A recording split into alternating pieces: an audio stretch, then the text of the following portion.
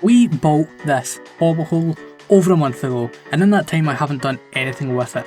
The interiors are still unfinished, and the front of it could use some work. So in today's video, we're going to be doing that. We're going to furnish our insides, and we're going to do some nice terraforming on the exterior. Hello, my name is Death, and welcome back to AutoCraft. I decided to take a little break last week, and things have happened on the server since then. Someone came along and put this mailbox in, which has some flowers. I don't know what this is about. A mountain with a dragon skull has appeared. I guess that's related to the Dragon King thing, maybe, I don't know. And have had a lot of inspiration for this build. So I think what we're going to do is we're going to focus on the interiors first. We're going to get these all finished, and then we're going to work our way towards the outsides, where I have some interesting plans for this area here, and hopefully it doesn't impact past this build here all that much. Now with these interiors, what I basically want is I want an area to act as an office, along with a kind of seating area. And then I want another area to act as like a bedroom and different things like that. Obviously these hallways here are basically have no function. They aren't actually part of the home technically, even though they are part of the same theme. I will basically use these things for mini farms, maybe some furnaces and stuff like that. In order to do these interiors, we're going to have to make use of the armor stand stuff, because we can make armor stand statues using some books. However, in order to do that, we need access to these books. Now I've decided to pop over to this Guardian item shop by Fizzetti, because he also made use of these armor stand things to make these little stands right here. We're going to do something similar, but different. But the question is, how do we do this? We can either rename a book to actually make the thing work, or we can use some in-game commands in order to generate the books. Now what I'm going to do is I'm going to generate a bunch of books because other members of the server want access to this stuff. So let me go and do that real quick, and then we can get started on this project. Okay, so now that we've got this book, we can begin. I think what we're going to do is we're going to start off in this section right here, this hallway, and then we're going to branch off into these rooms. So what we're going to do is, rather than showing this entire thing, we're going to jump into hyperspeed build mode, or hyperspeed decoration mode, I guess would be the case for this. I'll get this thing done super fast, then we'll run through this once we're finished, explaining what I've done. Let's go!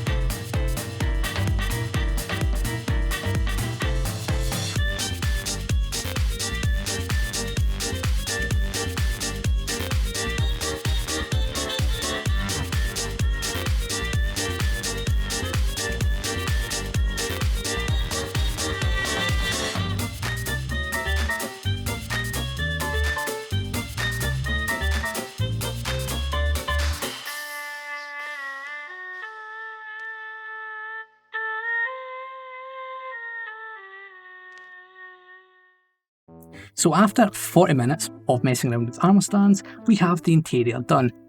And you can see it from the outside. This is the first time I've came out since I've built it. Okay, so I think now we should probably take a closer look and explain some of the choices I made. So starting off, we have a cloakroom. So this is where you take off your coat, take off your shoes, although hobbits don't really wear shoes. And we have little coat hangers here where I made use of tripwire hooks. And I made the discovery that they fit really nicely in between this section of the chest plates. So that's why we've got them all in here like so. Got the boots down there.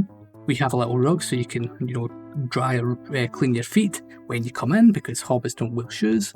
We have a clock there, which I need to make that item frame invisible because I forgot to do that. And we have some storage up here, even though you can't actually access the ender chest. I just put that stuff in to fill this area in and make it more detailed.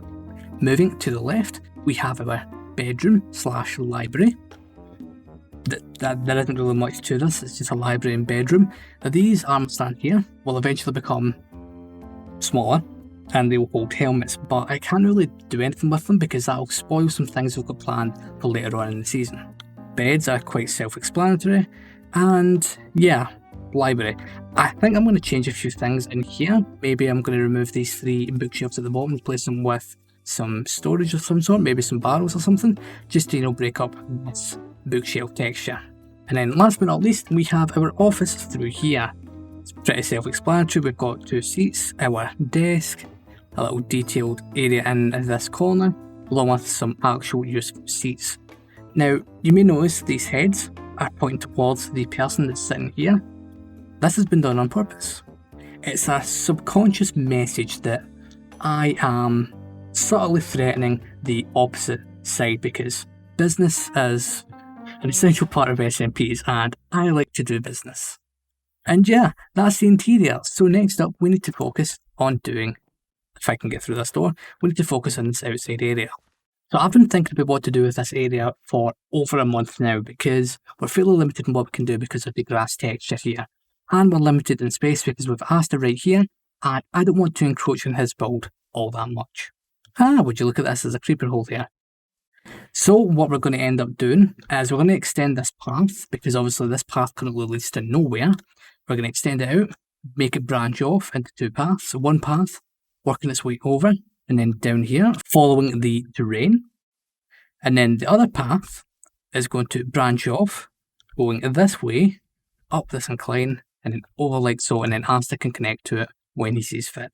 We're going to do something with this lake here, like our pond, whatever you want to call it. Maybe do some farming operations, and then making this place look pretty with trees and bushes and moss. So once again, let's kick on the time-lapse music, get into the time-lapse groove, and get this area looking fantastic. Let's go.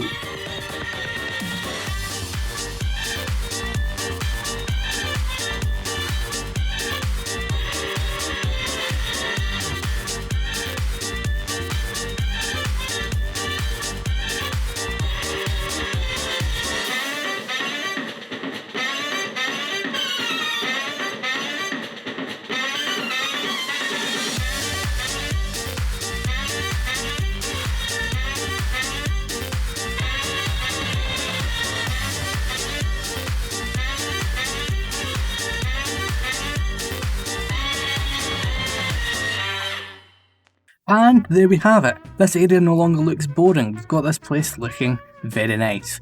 One of my favourite bits about this is the fact that we've made use of moss all over the place, and it made it really easy to get in trees and stuff like that, because I didn't have to worry about planting any saplings. The reason I used as many trees is I wanted to break up lines of sight a bit, because obviously we had Asta's build over there, and then we had mine, and well yeah, if we just had the moss everywhere, it kind of would have been boring. So having all these trees really does help.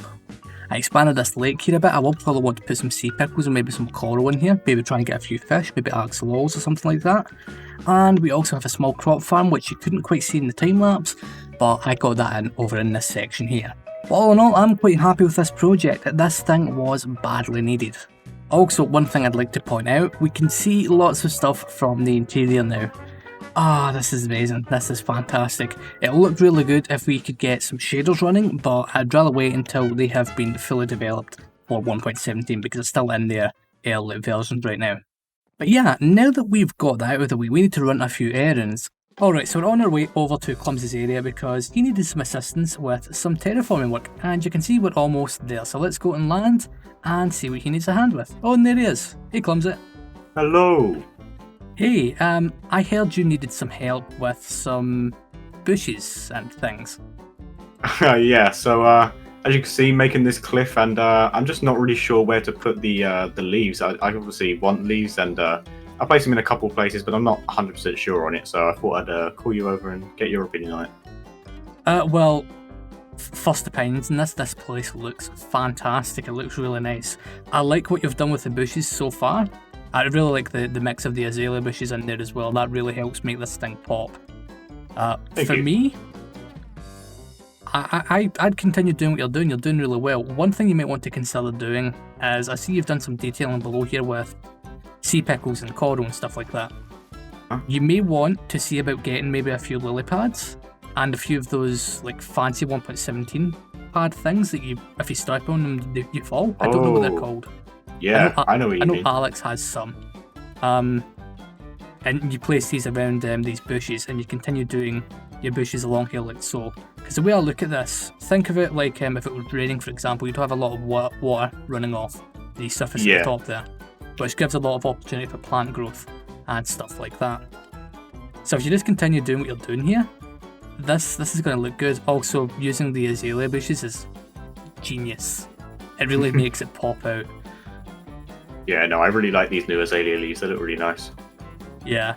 But you know, it's been...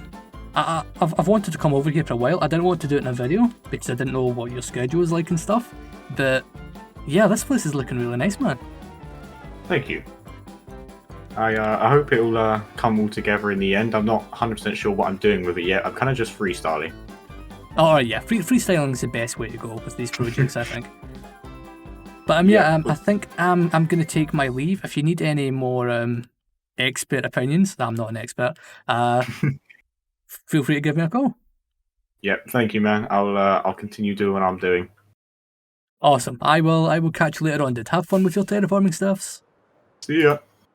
And now that we've given Clumsy a hand, I thought we'd pop over to the shopping district because a few things have happened here since I was last on. There are a few spoilers, so I can't point out certain things, but there is one thing we are here for, and that is this big chest thing. This is a shop that belongs to Boss. Basically, he needs a bunch of resources for his base. He needs a bunch of stone and a bunch of grass blocks.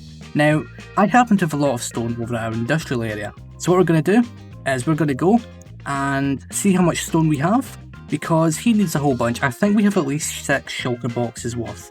We may have more. I can see some people have filled them in but haven't put these into the system over there, so I'm just going to go and do that, and I'm going to go and get all the stone we need to give to Boss. Alright, so after clearing out that chest, it appears Boss only needed another 5 shulker boxes of stone. So here we are. Now we got 5 diamond blocks for that, along with 5 free books from the library shop over there. I'll be claiming those at a later date. So let's go and submit these stone, and then Boss can start work on his base.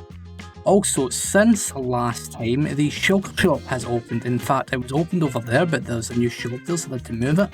And now it's over here, but do they have stock? Let's see. Okay, they do have stock. It's 8 shells for 1 diamond. I'm going to buy out this entire shop. And here we go, there is our payment. That's a lot of shulker shells right there. We need these for an upcoming project. But I'm afraid you're going to have to wait for another episode for that. Hey, thanks for watching. If you enjoyed that, why don't you leave a like and subscribe and hit the bell icon. And hey, why don't you check out this video?